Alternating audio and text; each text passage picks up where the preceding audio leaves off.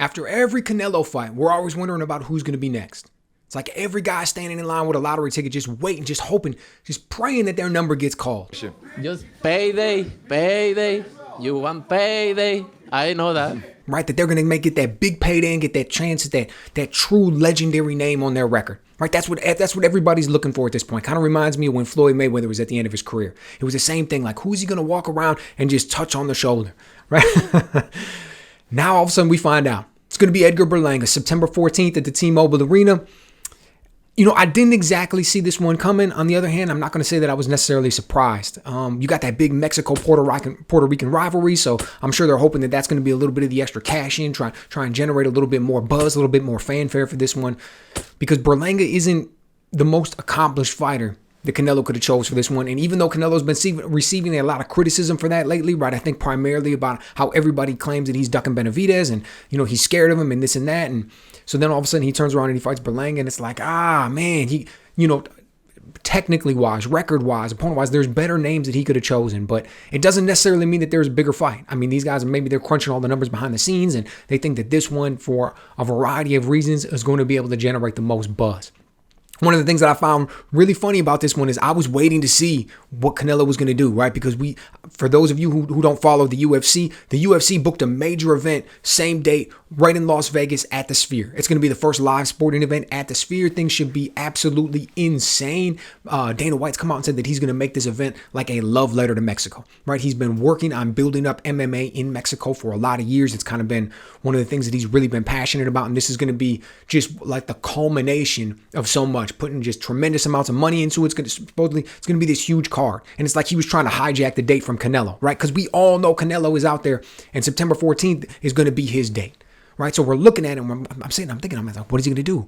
How's he going to play this one? If he does hold the event on this date, is it going to be in Vegas? Is it going to be at the T-Mobile? You know, these guys, they've got a relationship with the UFC. It's funny. All of a sudden, it gets announced. Dana White gets asked about it, and he's like, man, the dudes at the MGM have been doing us dirty for years. They've been showing us nothing disrespect. Now they turn around and give him this date, and he's at the T-Mobile. So I find the whole thing a little bit hilarious in that regard.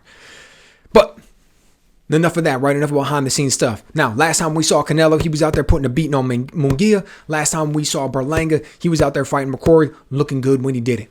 But here's the thing, I'm going to cut right to the chase. Berlanga's going to get outclassed in this one. He doesn't have what it takes. He's not going to be able to hang with Canelo. Okay, he does not have the versatility. He does not have the defense. That's it, plain and simple. Okay, let me break it down a little. I know that may sound harsh to some people. There's some people out there hoping Berlanga's going to give him a fight. He's got the power. He's big. He's young. He's strong. If he goes out there and he lands on people, he can hurt them. But that's not what's going to happen here. Okay, here's one of the key things. I mean, I can just talk about his defense and say that he gets hits too much. He's going to be there and he's going to be available for Canelo. For guys that stand in front of Canelo and they do not have a multi-layered tight defense, don't do well against him. Because Canelo's a guy who knows how to get his shots off. And he punches hard. So if you got a guy who's standing there getting hit with hard shots, and Canelo's using all kinds of feints and little setups so that he's able to get his shots off clean, like he works at the body well, he works upstairs, he counters, he can lead, all those different things, it makes it really tough. So I could just focus on Berlanga's lack of defense, and that's going to be a credible argument for why he really isn't going to have much of a chance on winning this fight. But I want to turn around. I want to talk a little bit about the offense. Everybody talks about the power, what it looks like when he gets his shots off and what he's able to do. Here's the thing. He needs to control the distance with his jab. He can't control the distance any other way.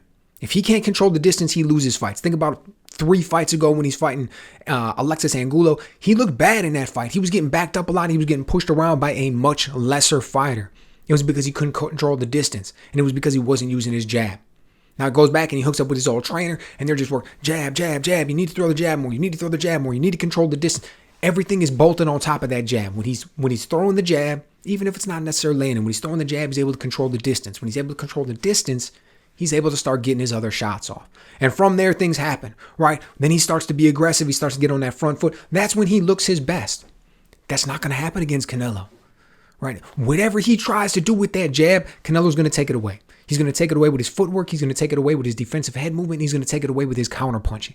Okay. And Berlanga does not have the versatility or the experience to be able to deal with any of the in-game adjustments that Canelo is going to make.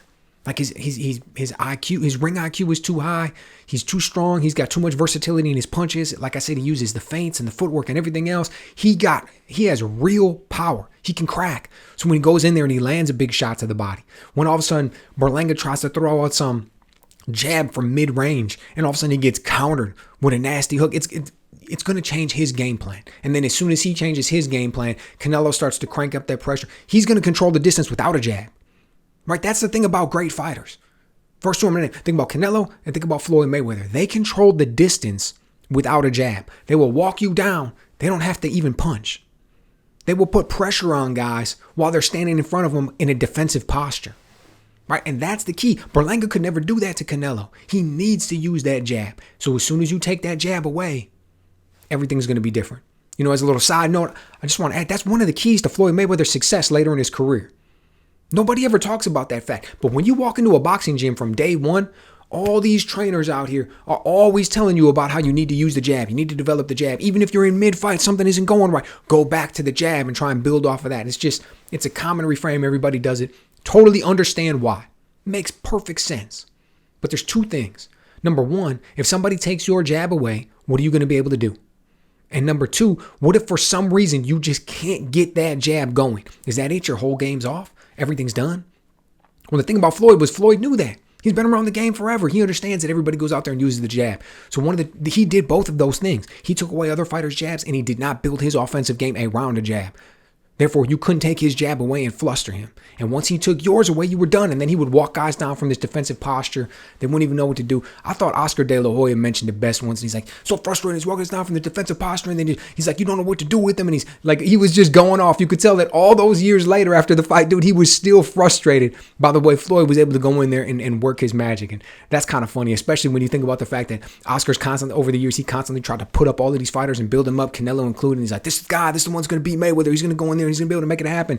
And obviously, we all know he came up short every time. So, interesting how all that works. Nevertheless, Edgar Berlanga versus Canelo, this is going to be in a Canelo showcase, right? This is going to be another young guy who goes on to do other good things in the sport, goes on to win, world titles, whatever the case may be. Like, when it's all said and done, when his career is finished. But we're always going to look back and we're always going to be able to say that Edgar Berlanga is a name that Canelo got on his resume. And we know that we got him when he was young.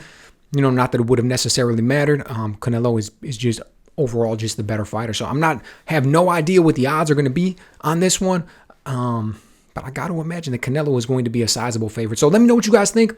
Am I underestimating what Berlanga brings to the table in this one? Do you think hooking up recently with this will be the third fight when he's back with his old trainer? Do you think that's really going to make a difference? Because we saw a big change when he hooked back up, right? As evidenced in the last two fights. I just don't think that that's going to be able to make a difference when he's stepping in there with a guy like Canelo at that talent level. But who knows? Maybe we start to see Canelo really slow down. Maybe he loses a step. Maybe, he gets tired in there, so to speak, in the sense that his movements are a little more labored and he doesn't get that head movement going. And Berlanga does get that jab. And then all of a sudden Berlanga does land a big left hook in the 5th round, or does find a way to get off a big right hand in the 7th or 8th round when things aren't looking like they're not going his way and he's able to change the momentum of the fight. Maybe you do think that's possible. I just think it's highly unlikely. Let me know what you guys think.